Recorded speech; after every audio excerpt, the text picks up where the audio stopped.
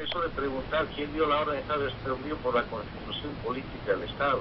El capitán general de las Fuerzas Armadas da las órdenes, son órdenes escritas. Todas las órdenes para que las Fuerzas Armadas actúen en el gobierno del presidente Sánchez Lozada están escritas y las tienen, porque las Fuerzas Armadas tienen mecanismos de despliegue de operaciones dependiendo la situación que te confronte.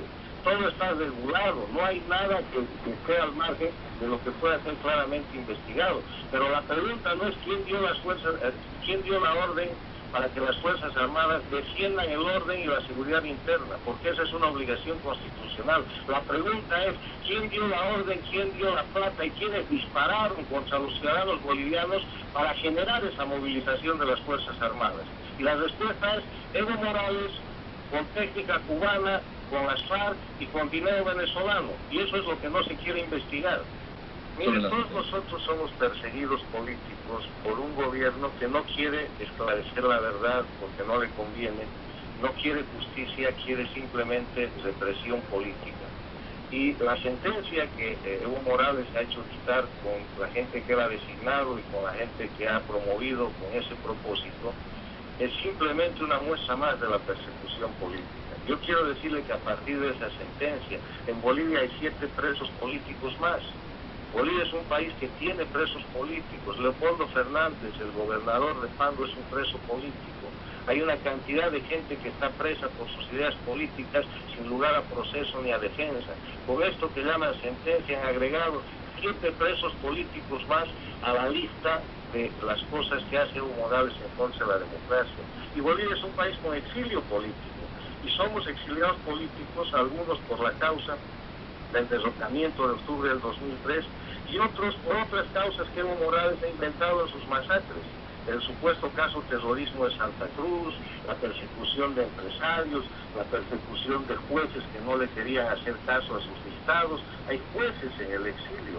Entonces, el mundo y Bolivia tienen que ponerse la mano al pecho y tienen que ponerse a pensar que no es posible dar viso de legalidad alguno a un fallo en un gobierno que ya no es una democracia, en el que no hay división de poderes y en el cual Evo Morales se está amparando en unos decretos de amnistía que yo emplazo a que derogue. Si Evo Morales se considera tan transparente, se considera que la investigación de los hechos históricos y el establecimiento de las verdaderas responsabilidades de octubre del 2003 tiene algún valor, que derogue los decretos de amnistía, que se deje de proteger en esos decretos. Usted lo sabe, yo soy un asilado político, soy un perseguido político y no soy el único. El Perú le ha dado refugio y asilo político a los miembros del gabinete del presidente Sánchez Lozada. España ha dado refugio político, el Brasil ha dado asilo político. Son demasiados países y muy importantes. El Paraguay ha dado asilo político por otro tema del exprefecto de Tarija. Hay demasiados países reconociendo por la vía del asilo y del refugio político que en Bolivia se terminó la democracia, que en Bolivia se usa la justicia y se generan sentencias para destrozar, para terminar con el prestigio del adversario político, como se hace ya ahí mismo en Bolivia, donde no hay opositor que no esté enjuiciado. Hay varias clases de víctimas en octubre del 2003. Hay las víctimas que han perdido seres queridos, que han resultado heridas, que han resultado lastimadas, dañadas o muertas en la primera línea de la confrontación generada por los derrocadores de la democracia. Pero hay también, y eso es muy lamentable, pero hay también otro tipo de víctimas. Hay las víctimas que han tenido que sufrir, como los militares que vemos ahora, como los militares que murieron en esa ocasión. Nadie se acuerda de los soldados muertos. Nadie se acuerda de los policías muertos y heridos, de gente que ha quedado inválida. Bolivianos igual que las otras víctimas, víctimas igual que ellos. Nadie se acuerda de la gente que ha truncado sus carreras, que ha truncado sus opciones como resultado de este proceso sedicioso y conspirativo contra la democracia boliviana. Pero la víctima más grande de octubre del 2003 se llama Bolivia. La gran víctima de octubre del 2003 es la democracia boliviana y el pueblo boliviano, y eso es lo que hay que recuperar.